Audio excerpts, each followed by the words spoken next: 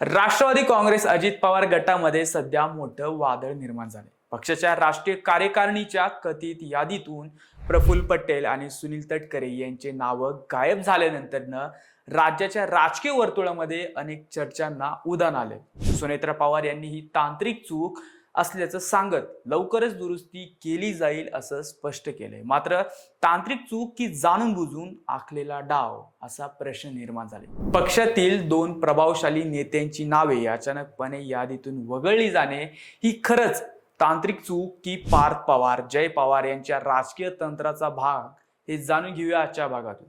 नमस्कार, मी श्रीहरी आणि आपण बघताय बोल बिंदास। अजित पवारांनी मूळ राष्ट्रवादी काँग्रेस पासून वेगळी वाट धरल्यानंतर पक्ष उभा करण्यासाठी प्रफुल्ल पटेल आणि सुनील तटकरे या दोघांनी अत्यंत महत्त्वाची भूमिका बजावली होती। दिल्लीतील संपर्क, आर्थिक व्यवस्थापन, संघटनात्मक जाळे आणि निवडणूक रणनीती यामध्ये या दोघांचा प्रभाव लक्षणीय मानला जातो। त्यामुळेच आज पक्षामध्ये एक वेगळी शक्ती केंद्र म्हणूनही या दोघांकडे पाहिलं जातं।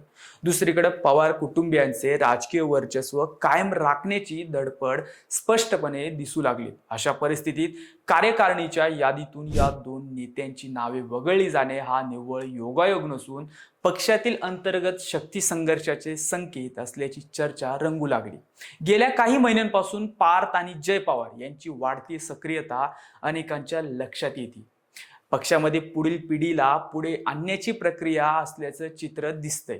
अजित पवारांनंतर पक्षावर पवार कुटुंबियांचे नियंत्रण अबाधित राहावे यासाठी आतापासूनच संघटनात्मक पातळीवर काही हालचाली सुरू असल्याचा संशय व्यक्त केला जातोय।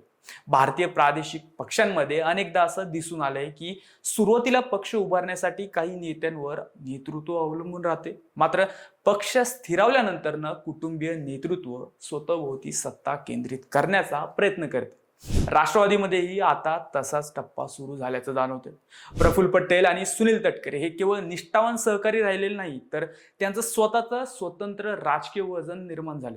तटकरे यांचे कोकणातील संघटन मजबूत आहे, तर प्रफुल्ल पटेल यांचं राष्ट्रीय पातळीवरील संबंध आणि प्रभाव वेगळ्या उंचीला मानला जातो। त्यामुळे भविष्यात पक्षाच्या निर्णय प्रक्रियेमध्ये त्यांचा प्रभाव अधिक वाढू नये यासाठी पवार कुटुंबीय सावध झालंय का असा प्रश्न या निमित्तानं उपस्थित होतो। विशेष म्हणजे उमेदवारी वाटप, विधान परिषद, राज्यसभा नियुक्त्या, संघटनात्मक फेरबदल आणि आर्थिक निर्णय प्रक्रिया यामध्ये कोणाचा अंतिम शब्द राहणार हा संघर्ष पुढे अधिक तीव्र होण्याची शक्यता नाकारता येत नाही। या संपूर्ण प्रकरणामध्ये आणखी एक महत्त्वाची बाब म्हणजे स्पष्टीकरण देण्यासाठी स्वतः सुनेत्रा पवार पुढे आल्या।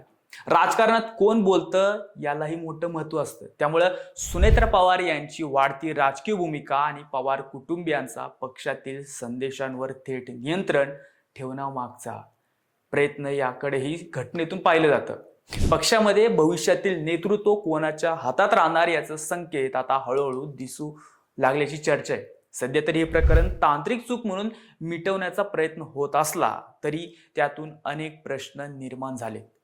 राष्ट्रवादी काँग्रेस अजित पवार गटामध्ये पवार कुटुंबीय आणि संघटनात्मक दृष्ट्या प्रभावशाली नेते यांच्यात सूक्ष्म संघर्ष सुरू असल्याचं संकेत या घटनेतून स्पष्टपणे दिसून येते। विशेषतः म्हणजे पार्थ पवार आणि जय पवार यांना पुढे आणण्याची प्रक्रिया गतिमान होताना दिसते। विलिनीकरणाची पक्षातील जुन्या प्रभावशाली नेत्यांचे स्थान नेमके काय राहणार याकडे आता महाराष्ट्राच्या राजकारणाचं लक्ष लागले। खरं तर अजित पवार यांच्या निधनानंतर पटेल आणि तटकरे यांच्या वागण्यात बराच बदल झालाय। राष्ट्रवादीचे स्वतंत्र अस्तित्व ठेवण्यापेक्षा भाजपच्या कच्छपी लागण्यात त्यांनी धन्यता मानल्याचं दिसून आलं। त्यांच्या माध्यमातून देवेंद्र फडणवीस हेच राष्ट्रवादीचा कारभार हाकत आहेत का असा संशय अनेकांच्या मनात उत्पन्न झाला होता। या पार्श्वभूमीवर पवार कुटुंबियांनी यादीतून त्यांचं नाव वगळत एका प्रकारे त्यांना इशारा दिल्याचं बोललं जातं। तुम्हाला काय वाटतं हे कमेंट करून आम्हाला नक्की कळवा आणि अजून आमचे चॅनल सबस्क्राईब केलं नसेल तर आत्ताच करा। जय हिंद, जय महाराष्ट्र।